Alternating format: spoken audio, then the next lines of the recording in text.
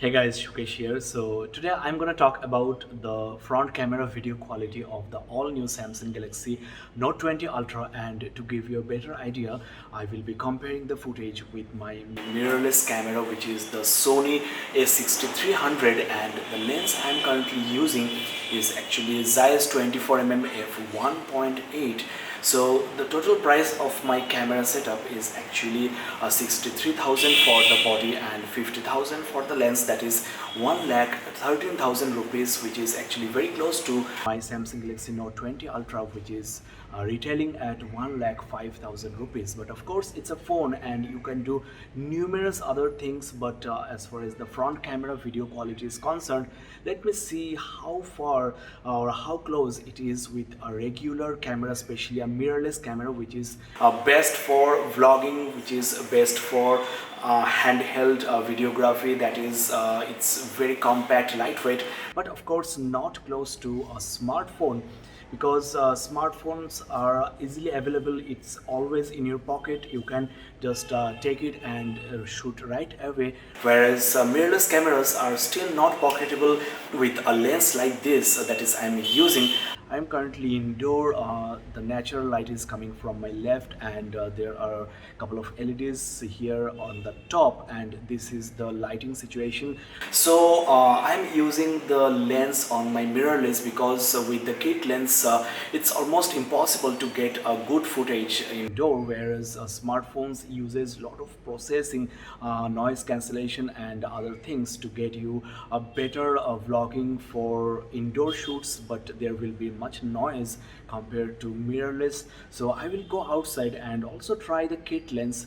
The money you are spending on the Note 20 Ultra, you can get a OnePlus 8 and a mirrorless like this a6300 or a6400 for like 60 to 70,000 rupees. So this will give you a better idea whether you should actually go for a Note 20 Ultra for vlogging, or you should actually invest in two different setup and get great quality videos.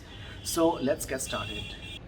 Now guys, I'm hand holding the camera as well as the phone, and the camera footage might be quite shaky because there is no image stabilization on the camera body as well as on the lens I'm using. So you have to get a camera with in-body image stabilization, or at least digital image stabilization.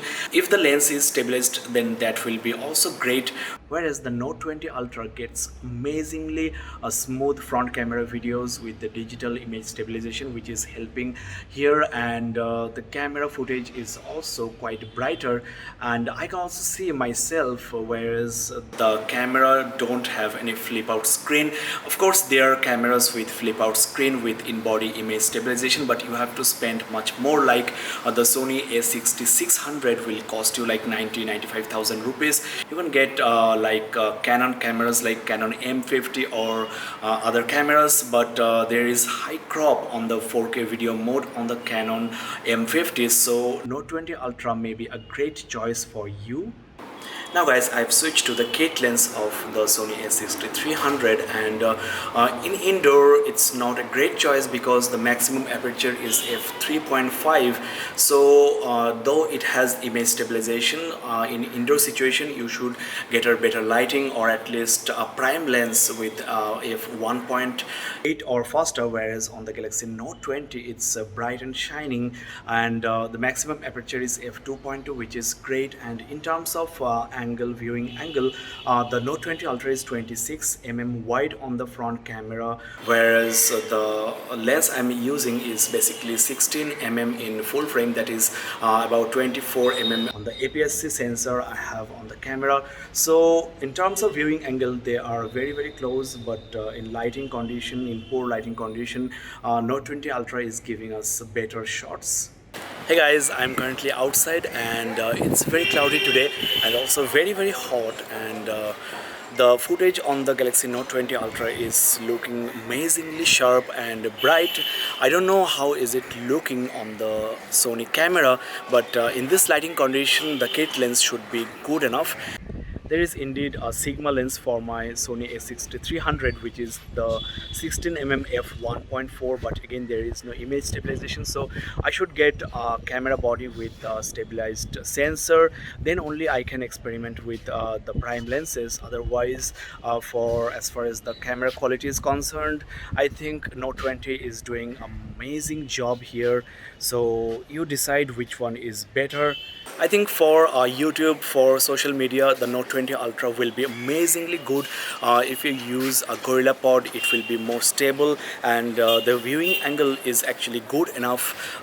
So guys, after checking the footage on my computer, I think Note 20 Ultra did an amazing job, especially indoor shots were really bright and there is not much noise.